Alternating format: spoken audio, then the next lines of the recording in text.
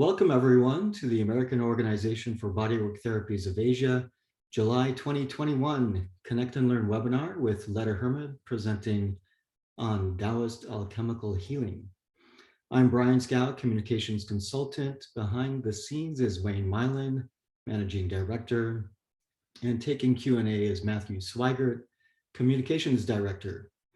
Leta Herman is an alchemical healer, Chinese medicine teacher, podcast host of the Inspired Action podcast, as well as author of Through the Mystery Gate, The Energy of Love, Connecting Your Circle, and the Big Little Gua Sha book. She is the co-founder of the Alchemy Learning Center, an education community that offers online classes and live events related to the 5 elements, the 9 palaces, and alchemy. She has immersed herself in the philosophies of Taoism, alchemical healing, and Chinese medicine for over 20 years. She is a longtime AOBTA member and student of Master Jeffrey Yuan, an 88th generation Taoist priest and Chinese medicine master. She is also a graduate of Eliot Cohen's Plant Spirit Medicine Studies program and has studied intensively with well-known teachers and former students of J.R. Worsley. A Smith College graduate and past nationally syndicated journalist, Herman is a world explorer who speaks multiple languages, loves life, her family, and a challenging game of Boggle.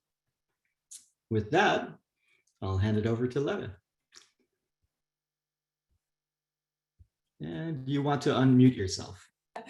Thank you, Brian. Thank you so much. I assume you can hear me now, correct? All right. Well, thank you everyone for coming. I'm thrilled to be here today. And today, this is my favorite topic of all to talk about, which is, the idea of being an alchemist, becoming an alchemist, and more importantly, incorporating alchemy and the approaches of alchemical healing into a healing practice, so that you can create a deeper level of transformation in yourself and your clients. So that's the theme of today. And again, thank you all for coming here.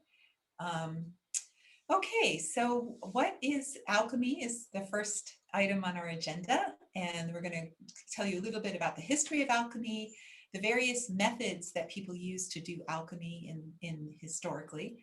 Also, what a lot of people just say, well, what's a typical session like? So I thought I would just describe that. And then we're going to just end with a little bit about what's called the 9 stages of alchemy. So my goal today is not to start teaching you alchemy to practice it, that we're going to have a little tidbit at the end, something to take away and do after this webinar. But it's the goal to introduce you to the concepts so that you can begin to study alchemy if you wish to, because it is a long-term study. So Brian gave a nice little intro, but I just wanted to go over a little bit more about my path. I started on this path from my own healing. I had endometriosis when I was very young, a lot of pain, a lot of not getting a lot of help from Western medicine. So probably like many of us, I got led into alternative medicine. I started with plant spirit medicine with Eliot Cohen, and then immediately transitioned into studying with Worsley-based teachers, 5-element trainings, because Eliot Cohen was also 5 elements, which led me eventually to this thing called the 13 ghost points. So that's how I found Master Jeffrey Yuan, who's one of the most important teachers of the 13 ghost points and many other alchemical treatments. So I started studying with him intensively in 2004 and traveling with him all over the world, including China, on numerous trips. And so that's sort of how I got to where I am today. I've been practicing for about 20 years. And what I offer as a teacher, which, teaching has been a huge part of what I've been doing all along, is a practical perspective on these theories. So many of these teachers I've studied with are very good at teaching the theory, but I have this gift, I think, or this knack of being able to say, well, let's take that into the clinic and really, how are we going to work these concepts in reality with people? So that's the idea of how I approach what we're doing today and all of my trainings. So currently I own a clinic, I co-own a clinic, Alchemy Healing Center in Northampton. And we also are doing these master alchemy programs, which are intensive courses for practitioners and healers. They're apprenticeships. I'm going to talk about that at the end. We co-host the Inspired Action podcast, which is about alchemy, the 5 elements, the 9 palaces. And it's a great podcast for anyone, who's already listening, who are practitioners, but it's also a really great podcast for your clients. If you're like, oh, they want to know more, it's a podcast that will give them more about any of these topics and really support any of the work you're doing in alchemy with them. We also have a few books. Energy of Love is a 5-element book. Connecting Your Circle is a 5-element book. We wrote the Big Little Gua Sha book to support some of our online classes that are gua sha and cupping and related to those topics. And so we have several other online courses, including an Introduction to Alchemy class that is currently online at the alchemylearningcenter.com, which we'll put up at the end as well.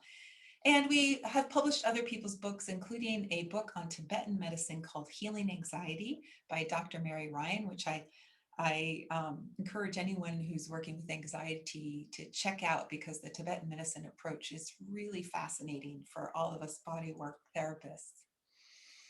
So, okay, so that's a little bit about me.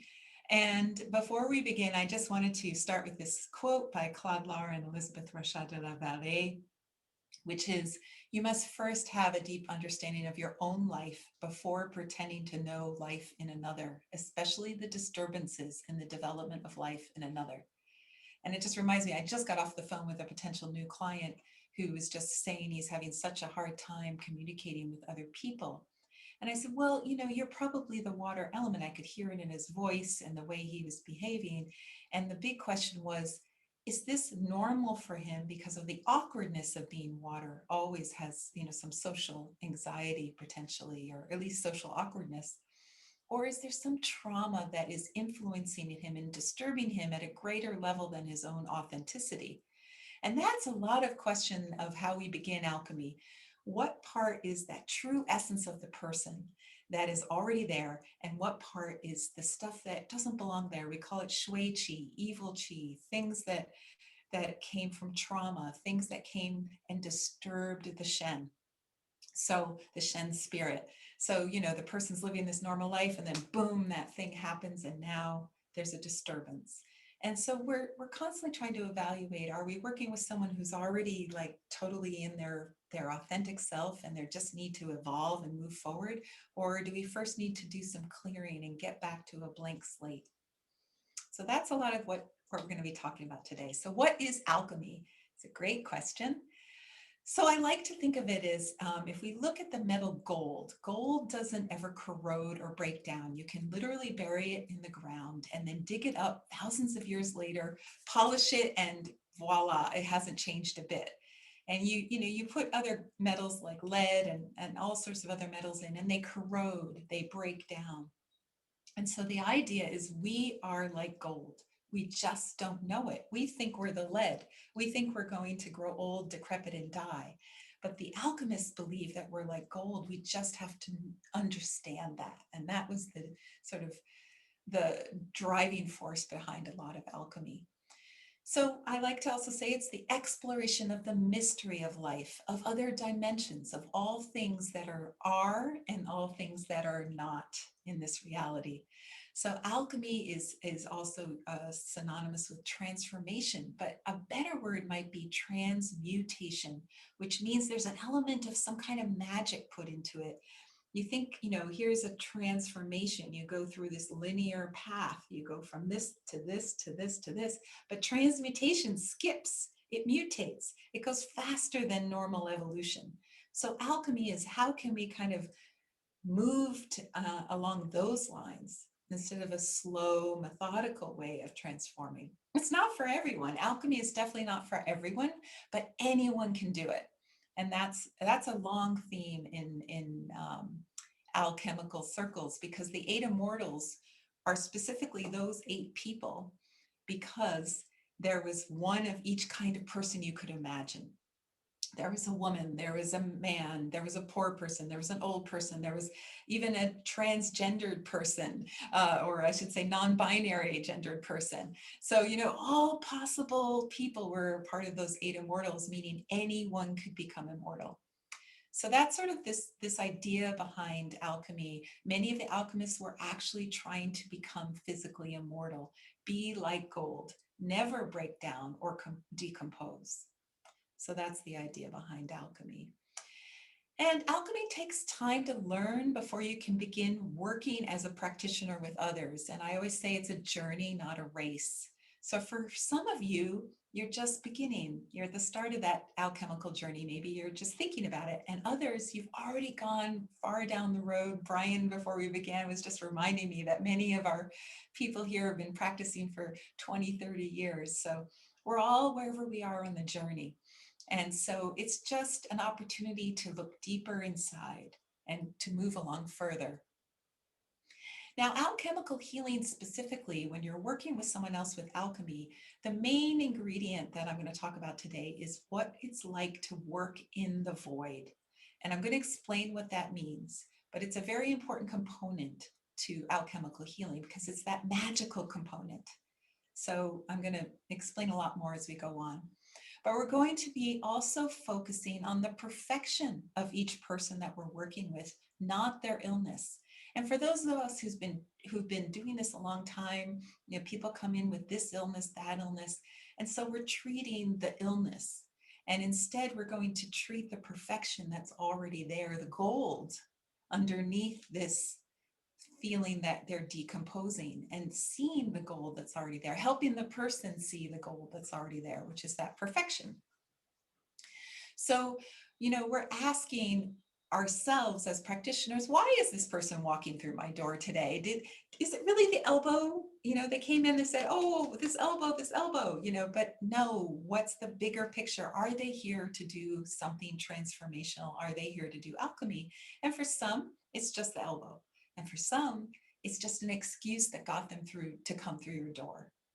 So one of the reasons that you might be able to tell this is they're talking about how they want more to life than what they're getting out of it. And that's a key theme in alchemy. Isn't there more to life than this? So the other thing to think about is that alchemy is not helping anyone. And technically you can't really help anyone anyways. But if you're in healing, if you're in the healing field, you think you're helping people. I mean, you can't kind of not think that. But alchemical healing is not nursing or mothering, it's facilitation, it's witnessing. You are literally just a crossing guard at someone else's crossroad, and you're watching and you're helping, but you're not a helper. You're just holding their hand if they need to cross that road with a little help. So that's the extent of the help. So the journey that you're taking is not to help or to heal, it's to evolve yourself, not the other person. So in other words, by stepping into the shoes of the alchemical healer, you've made a commitment to your own personal evolution. And oh, by the way, everyone else gets to have a little benefit from that too. And they get to evolve. So what is the alchemical healing journey? You know, on the journey, you will transform, you will transmutate just as much as your clients.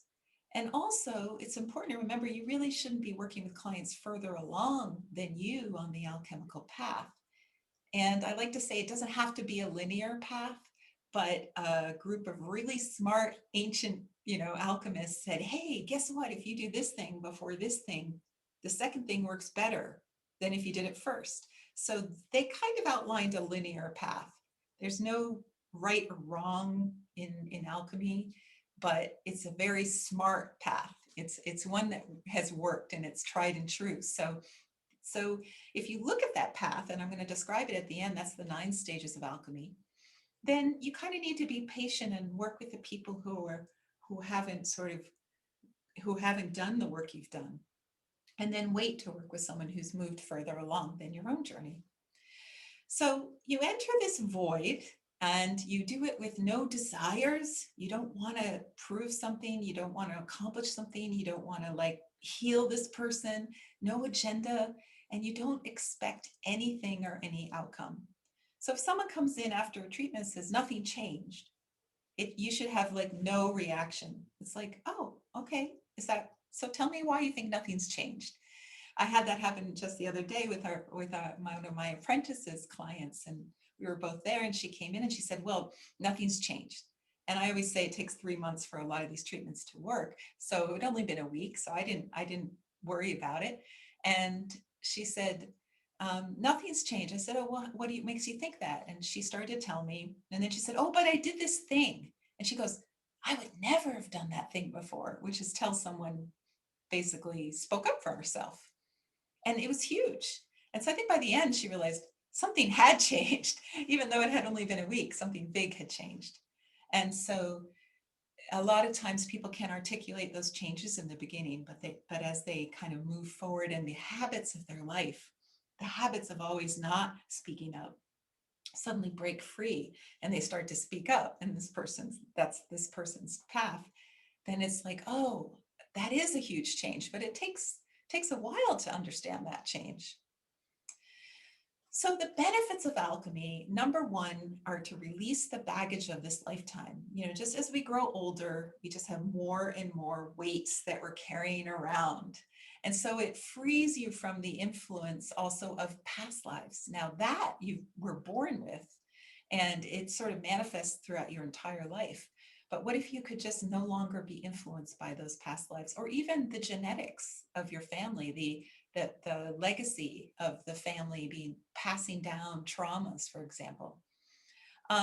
It also enables you to be your authentic self. And it releases habits of perception, or I like to call it the blinders of how you see the world, that limit how you interact with the world. So if you take those blinders off, then you have a newer perception, a more clear perception of what's really going on. And so once you free yourself from the baggage and those limitations of your perception, then you literally can truly fly in your life. And I always say, I haven't seen anyone levitate off my table yet, but I totally expect that that's going to happen at some point. But I do see people really fly in their life regularly. And it's this feeling like they're just soaring, that everything is just moving together. Everything is just coming together. I had a guy once who, hadn't been able to get any business. He got like $1 million contract. He sold a house that he'd been trying to sell for years. He, like all these things came together all at once, just as soon as we got to the stage that's about flying in your life. So that was super cool. So why alchemy again? Alchemy is about freedom. It's living authentically. And there's more to life than our past sufferings. So we have to let go of the past to get to that freedom. And alchemy, unfortunately, is a journey of one. So it's a bit of a lonely path. You have to do it your way. It's very unique. But I like to say that you can take a few friends with you. And a lot of times alchemists would have these sort of enclaves on mountaintops that I visited, several of them. And, they would have a group of people doing this together. And I think that having that support of people who, even though you're doing your lonely path, you have some people to bounce those ideas off of. And a lot of what we're doing at the Alchemy Learning Center is to try to create that community of people. All right, so what are the reasons to do alchemy very specifically? So as healers, we meet a lot of people who have shui qi or evil qi. And so that's when they have worms or goo, they have possession by ghosts, for example. And there's also something that I call emotional possession, which is a form of shui qi as well. Alchemy is really good in terms of, if you're thinking about incorporating this and integrating this into your practice, it's really good for chronic diseases such as chronic Lyme, autoimmune diseases. It's a good starting place. It's like, if I don't really know what's going on and why this person has this disease, the first thing I want to do maybe is the ghost points, which we're going to talk about today, because the ghost points kind of clear away the deeper emotional blocks. And then we can kind of see what's going on. Like if there's a lot of trauma and this person has this disease, then it helps me just understand that it's not these emotional things that we're going to work on next when we get to the physical stuff. First, it's like, get rid of these emotional blocks, and then we can move forward in the physical. So, if someone has severe PTSD or trauma, it's great for that because it really releases a lot of those traumas. It's very good in cases of obsessive thinking or OCD.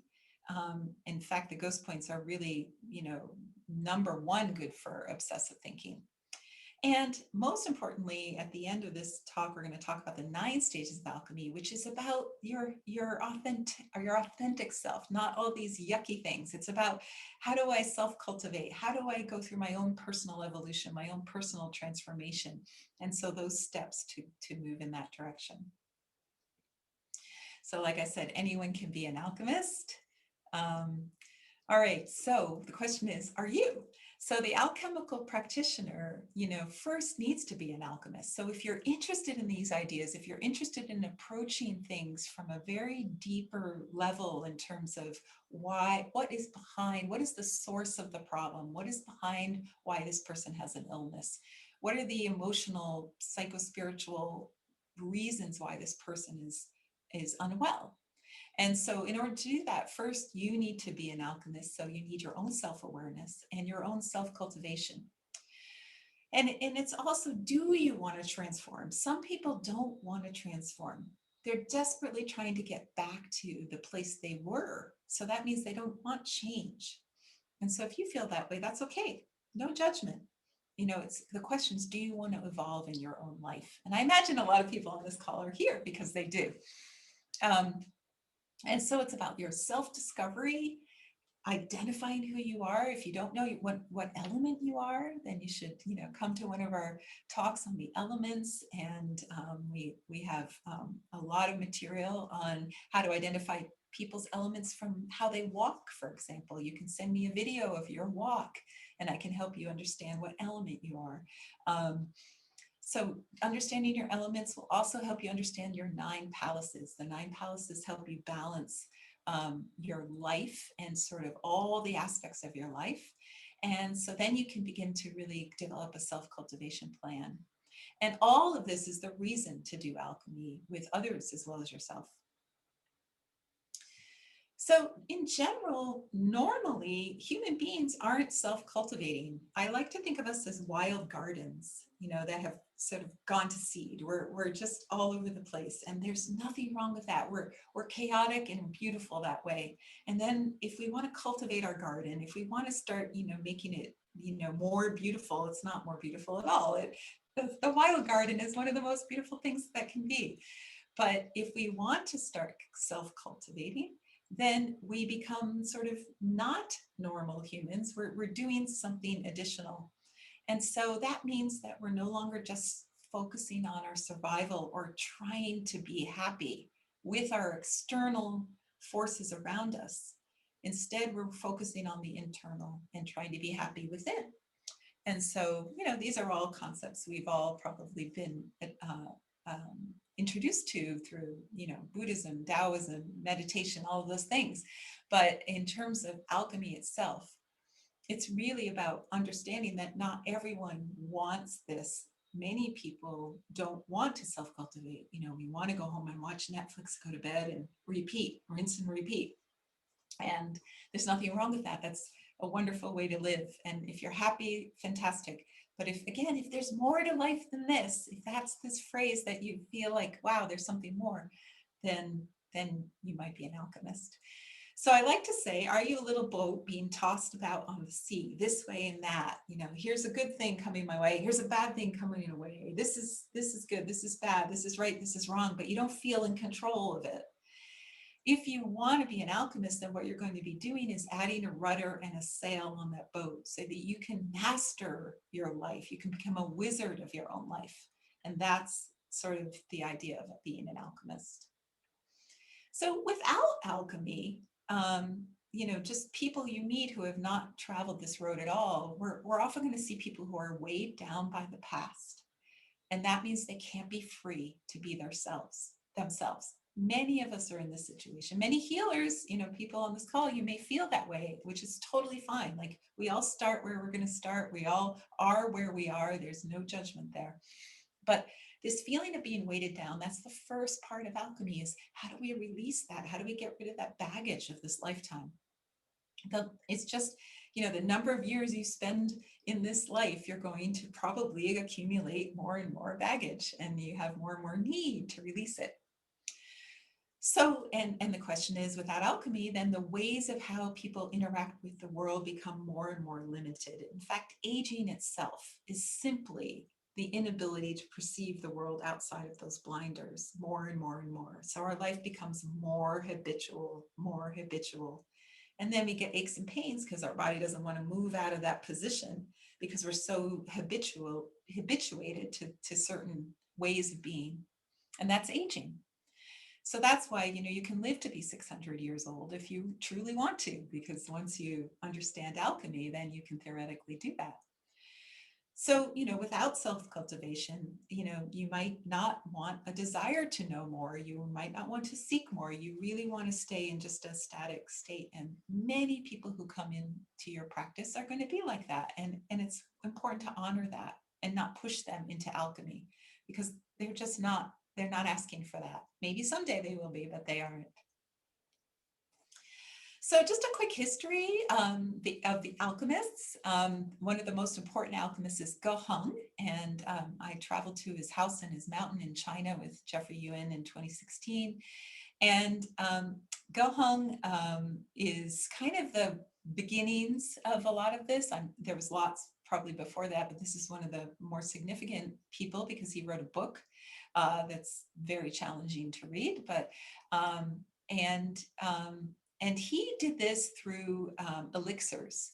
They made elixirs. Often they were poisonous that they would drink. And I always thought, well, they thought they were immortal because they survived drinking the poisonous elixir. So, and Ge Hong's wife, just of note, because there's very few women in this tradition, Bao Gu, was also an alchemist.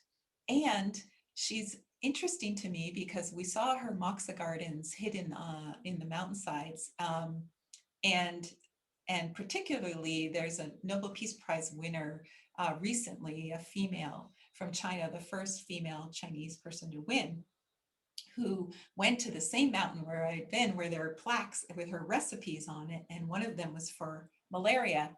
And she took that recipe and took it into the labs, and she made a drug that then won the Nobel Peace Prize. So that was cool. So that's Bao Gu's fame. But of course, Bao Gu is not given any credit. It's been given to Ge Hong. So anyway. Okay, so Sun Si Miao, I also traveled to his village and his home in China. And he took what Ge Hong did and he brought it a little further. He said, hey, it's kind of dumb to drink these poisonous things. A lot of people might die. Why don't we figure out how to do this internally? So he started developing internal alchemy, internal Neidong. And he looked at ways to do this through acupuncture, through acupressure, through meditation, through moxibustion. So he incorporated a lot of other philosophies into how to do alchemy without drinking these elixirs. And then Ma Danyang, which I will just bring in here because he was one of the alchemists and is famous for the starry sky treatment, which is one of the treatments we teach in the apprenticeship. And so I've studied that treatment with Jeffrey Yuen and his wife, Sun Bu'er. I always mention the couple women that are in the tradition, was very famous for having transfigured her face. She put hot oil on her face so that she could travel around the country free. So she made herself ugly on purpose so that she could do that. So she's one of the famous alchemists. And then there are the 8 immortals, which I already explained to you, were more symbolic in terms of all these different types of people they were. But there was a very famous one, which I forgot to write here, which is Lu Dongbin, who's in my on the back shelf there. And Lu is one of the most famous alchemists of all time. So you can read about him. There's not many you can read about much on the internet, but he's very famous. So you can look him up, LUDONGBIN. So sorry, I didn't put that on the notes. So this is a picture of Ge Hong's mountain where the woman who won the Nobel Prize found the formulas. So these cauldrons were the cauldrons that he actually made the elixirs in. And this is Sun Si Miao's front door, where the monks would go in and out on his mountain, just to show you what it looked like. Okay, so where do you start if you want to start doing alchemy? For yourself, you have to first, as a practitioner, you have to first understand your 5 elements. It's very important to understand your energetics so that when you're working with other people, you can understand their energetics from where you stand. And from there, you get to understand your 9 palaces, as I explained before. And then you can get more sophisticated with it. You can address these 5 elements and 9 palaces. And you really can't move on to alchemy. We call alchemy the fairy dust that we sprinkle over the 5 elements and the 9 palaces, because what alchemy does is free you from who you are authentically, in the sense that you're no longer limited by your elemental energetics in life. So let's say you're fire and you're all about relationships, because the fire element is related to relationships of the 9 palaces. So everything is about relationships. Everything's about love. Everything's, at some point that could become very tiring and you just don't want to do it anymore. If you start doing alchemy, it's like, I'm free. Like, I no longer care about relationships. Yeah, they're nice. I love them. They're great. But like, it's okay. I could even be single. Like, it's cool. It's all right.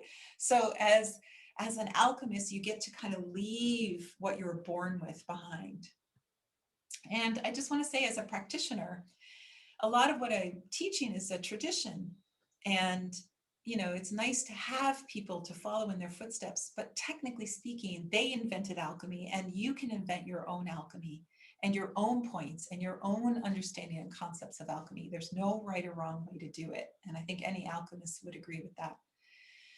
Of antiquity.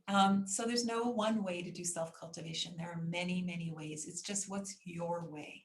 So each person needs to find out what works for them and what they enjoy and what brings them peace and passion. So again, alchemy is like stepping out of normal life. And I like to say that, as Eckhart Tolle says, you become a watcher. So he suggests that in The Power of Now. If you haven't read that book, it's awesome. I'm sure many of you have. And again, it can be a linear process, these 9 stages of alchemy, but they can also be repeated. And we often circle back, and we don't allow time to limit us. There are no time-based schedules in alchemy. And again, it's a journey, not a race.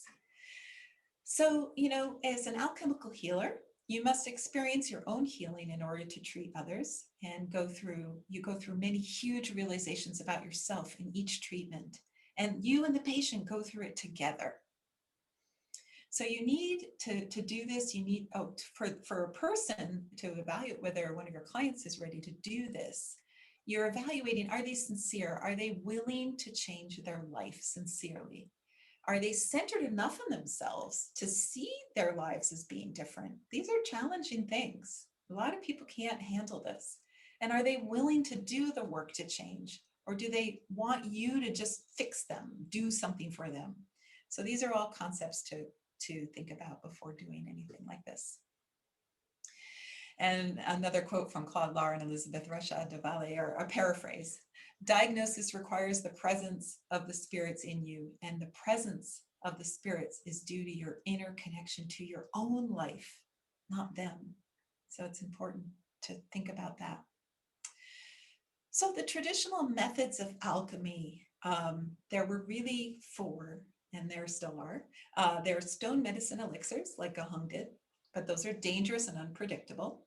There is acupressure and acupuncture, which was the Sun Si Miao tradition and what he developed, and also the meditations that can be done in conjunction with that, which is this phrase Neidong, which is inner alchemy. And then Qigong, which I am not as familiar with this alchemical tradition, but it's a very valid one. There are many who've used Qigong to do alchemy, and maybe some on the call today. And in fact, they say, or Jeffrey Yuen has said, that the original intent of all Qigong, the original Qigong, was for alchemy. So maybe you don't know that. Okay, so the methods of alchemy, again, are to cleanse and purge the baggage of this lifetime. So the treatments that are going to do that are, looking at protecting against future reoccurrences of the past. So what that means is we're protecting ourselves from something happening that already happened in the past. So we're kind of living in the past. And the ghost points are for this. They unhook the person from what makes them not be free to be their authentic selves. Now, sometimes these hooks are so deep that you're locked inside yourself. And that would be when I would use J.R. Worsley's treatments, the IDs and the EDs. So this is very good if you have gwei, which are ghosts, which are real entity possessions. But they're also good for emotional possessions where you're really locked inside yourself. You've built such a wall around your heart that there's no seeing in or out. Now, some people are very stuck because they're grieving the loss of a loved one. And sometimes the grieving can be 20 years old and they're still stuck. So there's alchemical grieving treatment. There's an alchemical grieving treatment.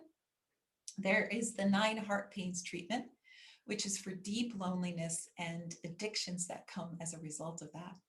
And then there are the starry sky points, which are these magical points that are associated with the Big Dipper. And they're for physical issues that are hampering people. And also the opening of the chest to release emotions.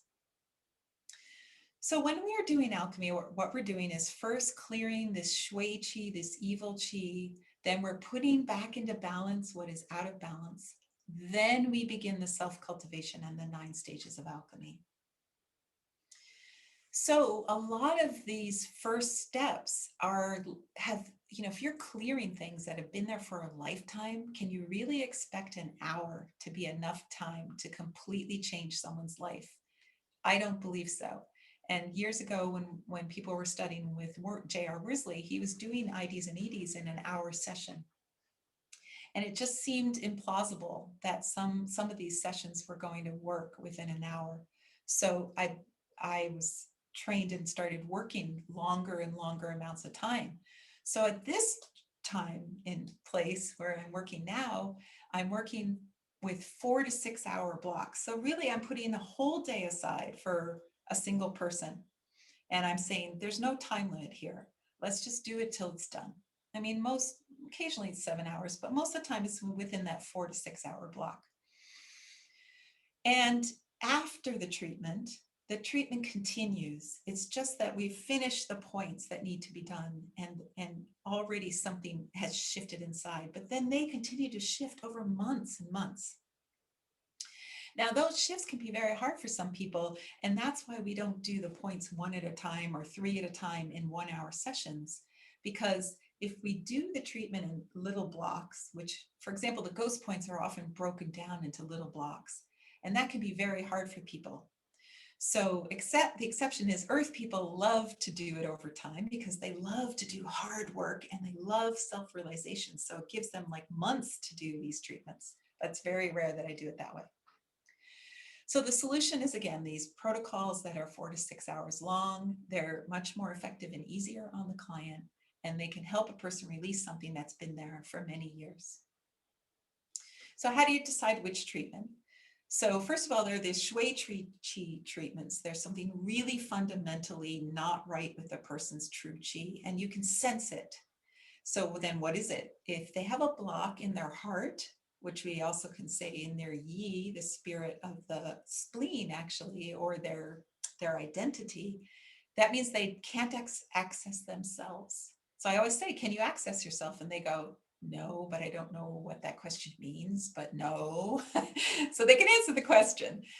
Or they're possessed by an entity. They're not fully rooted in their spirit, or they can't access their own heart. So they're stuck inside themselves. Whereas EDs are the external portion of it. So these were called internal devils and external devils, or internal dragons and external dragons is what Worsley called them. I just call them a systemic heart block and a will block, because the will is blocked with the EDs. They can't do anything. They're unable to do what they want to do. And then the ghost points is basically the third category of shui qi, where there are these cellular emotional patterns in the subconscious and the unconscious.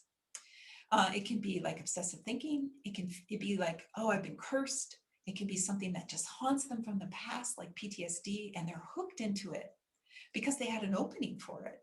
And so you can theoretically undo it yourself. It's just really, really hard. Whereas if you're possessed, IDs and EDs treatments, you can't ever get out of that yourself. You are really stuck in that one. So the other issues I mentioned are the grieving, so this is not shui qi, but it's still an internal block or an imbalance, is grieving, the 9 heart pains, and then this sort of magical starry sky points treatment. And so for those of you, I'm going to have to move a little quicker. I'm just going to briefly say, for those of you who aren't familiar with the idea of ghosts, we call them gui. And so there are many kinds of ghosts. There's hungry ghosts who want to accumulate things. There's romantic ghosts that can't leave their loved one behind. And then there's the traveling ghosts, which are very common because they like to hitch a ride when you're traveling around. So the idea is gui are people too. They're spirits of the earth. We have Shen, we're spirits of heaven that come into a being. And then if we die and we stick around, we become gui. We become spirits of the earth. And so the treatments with gui are about love, not power. You cannot overpower a gui. A gui is can be more powerful than you. You'll always be able to meet one who's more powerful than you. So again, I said there are also emotional gui, which aren't really gui. They're just being possessed by your own thoughts. It's like you've created a demon, a worm in your own mind. So that's also very appropriate for the ghost points or the IDs treatments. For those in Chinese medicine, we might have called it phlegm misting the heart. Something's taken over the heart. So to do these treatments, we're going to do this thing called getting into the void of the heart. So to access the void, you must learn to go into the void of your heart, which is the space inside your heart that's between heaven and earth, this empty space where the blood flows through. And from there, you can access the void of the other person's heart, and you make that connection. And then from there, you can potentially access the greater void, where you might meet the gui and the ghosts.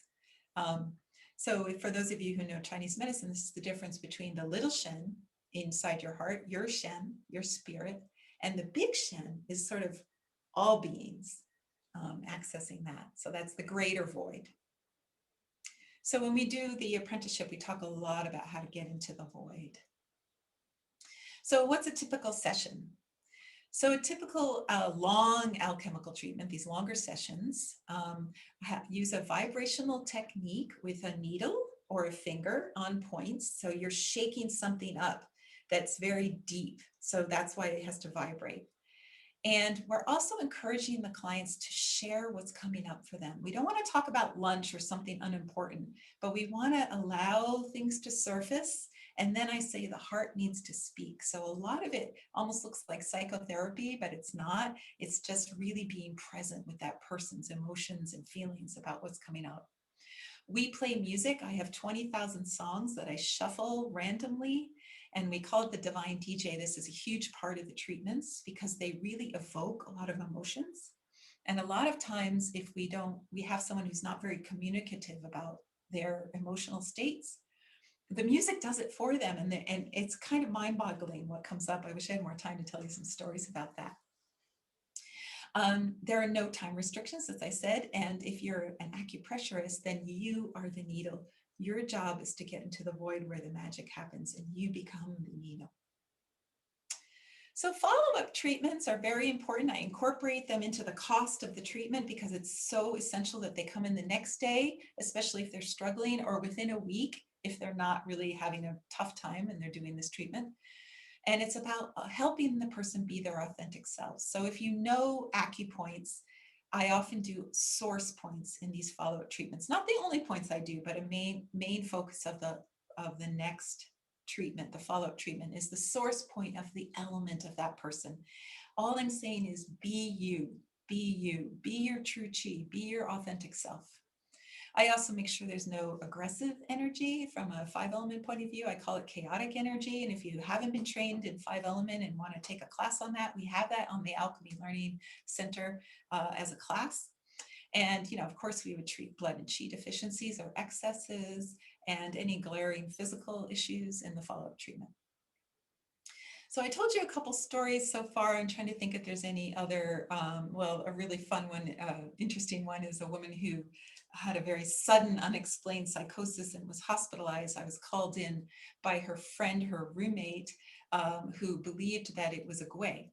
So I went into the hospital, and it took very long. This woman was pulling things off the shelves, trying to take her clothes off, trying to take my clothes off, like she was completely not there. And I spent the whole time trying to do the points, and I was first working through IDs, and then I got to ghost points, and I'm doing the ghost points, and my music's playing. And suddenly this song comes on. Here's to you, Mrs. Robinson. Jesus loves you more than you probably all know the song. So she suddenly, like, literally went like this and said, "That's me. I'm Mrs. Robinson." And it turns out that was her last name. And I didn't even know her last name until that moment. From that moment on, she was no longer gone. She was totally back. She was just like, "I'm back." So that was super cool. So that's just like an idea of a very extreme but very exciting thing that can happen when you're doing alchemy. So just to wrap up, there's these 9 stages of alchemy, and I just wanted to give you a brief introduction to that. Each stage was associated with an elixir that Gahung had created, these recipes, but then they became these acupuncture or acupressure treatments. So the Shen goes through 9 stages of transformation. I'm going to kind of move through the slides because I'm running a little late. So you have the first 3 stages are clearing away the baggage of this lifetime. The second 3 stages are expanding your perceptions, so taking off those blinders and really getting to your true potential. And then the last 3 stages, which I don't do often because I'm on stage 7 myself, these stages defy the limitations that we believe in this reality puts on us. So technically speaking, you could theoretically fly, you could shift through time and space, you could morph, become invisible. You know, these are all things that seem out of our reality, but this was part of the tradition. And you can do these treatments in like 1-hour sessions over a long period of time. So you might do stage 1 over a year, perhaps, which I've done several times with people. And then to leave you with something fun to do, if you want to explore some of these concepts yourself, there are a few points that I've sort of earmarked for my beginner students that are safe to do on your own without sort of the package of the whole 13 ghost points. And it's a good way to start to sort of explore the idea of, do I want to do this work? And this one's the easiest one. Do 26 is the first ghost point, and it's called Ghost Palace. But what it really means, it's the door to your palace. So it's the door to you. You eat, you drink, it's your interface with the world. If anyone knows computer interfaces, it's like, how do you interface with life around you? So this point would be the point to vibrate for an unlimited amount of time with a client and just see what happens, see what comes up, see what you talk about how do they feel about how they access the world. I ask them, what does your door look like? Does it have lots of deadbolts, or is it blown off, or is it, just gently open and saying, come on in? And what's the true door for you? So that's an example of working with a ghost point. Ghost market is about how the person speaks about themselves in the world versus like, do they denigrate themselves or do they speak nicely about themselves? And this one, ghost official, is actually a very advanced point, but it's for people who are going through legal battles, for example, who feel oppressed, who feel like someone in their life is not allowing them to be themselves, like really through oppression. And that's why it's called ghost official. There's another official over them. They're not playing by their own rules. So that's just something fun that you can do. And just before we end, I just wanted to put up that this is my email address. If you want to talk to me, ask me a question, I'm completely responsive to everyone who writes me. You can visit alchemylearningcenter.com for more information. We have the apprenticeship program beginning in September. And even if you don't want to do it as a healer, we have a subset of it called the Master Alchemy Quest, which will also be beginning in September. Which will be more about the self-cultivation. And we have a 13 Ghost Points class, which is on Halloween. So, and we actually have a LASA webinar for free coming right before that, the week before that. I don't remember the date of that, but you can look it up with LASA. And you can also get a Ghost Points treatment yourself, which is a really good place to start if you really are interested in this work. And that's at alchemyhealingcenter.com. You could have it with me or one of the apprentices or one of our practitioners. So that's it. All right. think we're going to do questions next. Yeah, thank you for the wonderful sharing, Leta. Matthew, are there any questions? For right now, we've got to put out the call for questions because there's nothing's come in on the chat or the Q&A yet. So let's see if anybody out there has any questions. And the floor is open. So I had a question early on about IDs and EDs, but then you kind of, I said, what's an ID? What's an ED? And then later, 5 slides later, you shared how it's the internal devils and the external devils. Yes. Now you said that Worsley would do a 1-hour treatment. Yes. And you're fine for your work that if you're going to work with an ID, it's more of a 2 to 4 hours? 4 to 6 hours, yes. 4 to 6 hours. Yeah, and it's not that it can't be done in an hour. It's just doesn't seem often plausible. It can occasionally be done in an hour, and it might be a recent thing if it's something that can be done in an hour. And oftentimes I think that when people are working within that hour treatment concept, they just need to repeat many times. So I have had people who won't come to me for longer periods of time, and then I'll just do that treatment multiple times over time. Great. A couple of more questions come in about the trainings mostly. Cara and Elise is asking whether you'll be offering the training in the future, as she already has some commitments in September and October. Sure. I'm assuming you repeat this. Yes. This is our 3rd year of doing it like this.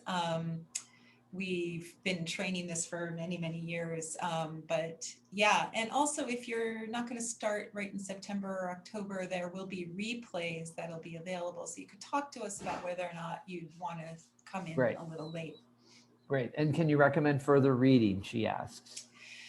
Definitely the book Through the Mystery Gate that just came out in March that we wrote is everything that you could ever want to know about this topic in a book.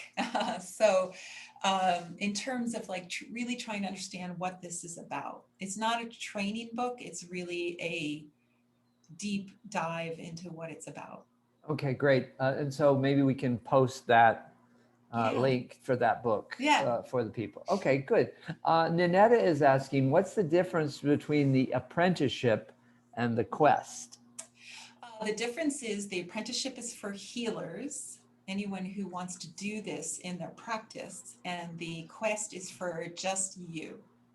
So just understanding how these concepts relate to you, going through your own stage 1 of alchemy, for example. If you're just starting out, it's about how do I take this journey? Great. And then apprenticeship would be if you're wanting to learn to do this for others. Yes, exactly. So we have you do the self-cultivation for yourself because it's very important. And then we have you learn the ghost points and learn the 9. So the first year is the ghost points and the 9 palaces treatments. And those are the most commonly done treatments. And they're not as advanced as IDs and EDs and some of the other treatments. So that's why we start with those. Great. And Wendy's asking if the Ghost Point class is online. Yes, we're going to live stream it, and I think we're going to open it to in-person.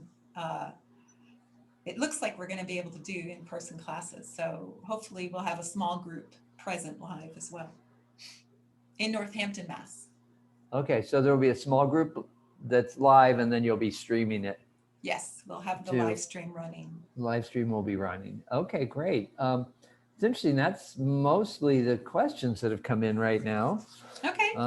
Have to do with the further training. Let's see. Okay. Ninetta says, I'm a practitioner. Do you have to take the quest before the apprenticeship? Sorry, I wasn't really following. I know, it's kind of funny. The quest is rolled into the apprenticeship. Actually, what we're doing is the quest is the apprenticeship, and we're inviting lay people to parts of the apprenticeship. That's about your own personal self-cultivation. So the quest really is the apprenticeship. It's just some Okay. people may not want to study it to actually do it clinically. To do it clinically with others, right? Yeah, I'm reminded of a Jungian analyst I worked with, and they really went through 5 years of Jungian analysis prior to being able to even I begin to know. become a Jungian I know. analyst. You have to be analyzed yourself. So Well, a lot of Yeah. our people, when we didn't do the personal work Yeah. early on, felt out of the water, and like they just, once they got into practicing it, it was too much. So we realized that they had to, you know, a lot of the emphasis of now what I say in talks is you have to do this work yourself, or you can't actually do the work for others. Got it. Yep. And Nanetta says, got it. Thanks. I'm excited, she says. Great.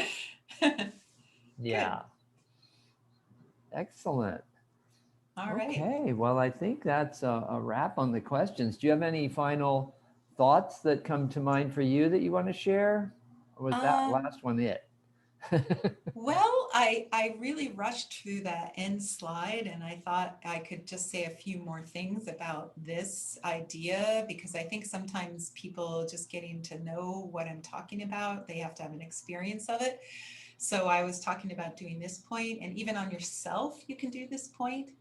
But I want to say, once I did ghost market on a person at an expo, like literally in the middle of a giant expo. She came up for a treatment. I think I was doing 20-minute treatment. So she really needed this point, because she was having trouble speaking about herself in the world, and she wanted to do all these things, but she couldn't put herself out there.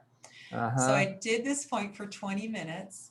And the whole year goes by, and back at the expo, she comes back and says, you completely transformed my life. That one little itty bitty treatment transformed my life. And she moved, and she changed, and she'd done all these things. And she totally attributed it to that treatment. So I wanted to say that this is good, especially for all of us healers to do. And I see people tapping it all the time. You know, they do this. And it means they're struggling to speak about themselves. Right. And so healers have a really hard time, you know, talking about what they offer in the world, what they're doing. And I like to say, it's like if you're selling apples at the market, and your apples have a couple worms in them. So if you start, you know, doing the carnival barker thing and say, hey, come get my apples, they, you know, there's a couple worms in them, but, you know, come get them anyway. That's not going to sell very many apples, right? So, but what if they're the tastiest apples? Like, what if you're saying, hey, these are the tastiest apples, and oh, by the way, the worms think so too, but there's only one or two. Like, don't worry about it. They're worth it. They're worth every penny, right? And so, like, that's a really different story. And so, so a lot of the points, what we're teaching isn't just where's the point, how to do the point. Those are the technicalities. What we're teaching is, how do you understand these concepts, and how do you get them on a very deep level yourself, and then help another person get to that level as well. Got it. Great. So I thought that would be helpful. Okay, excellent. Thank you, Leta. That wraps our time. Let's see if Brian wants to come in and do a final outflow for us. And thanks everybody for attending. Thank you, Leta, for your presentation. Thanks. Yes, thank you again. A reminder that this webinar has been recorded and will be put on the AOBTA website, as well as the AOBTA YouTube channel. It'll happen within a day or so. And then next month, August 2021, the Connect and Learn will be presented by Grandmother Winter Jade Forrest, and her subject is You Are the Medicine. So thanks again, everybody. Another wonderful webinar. Thank you.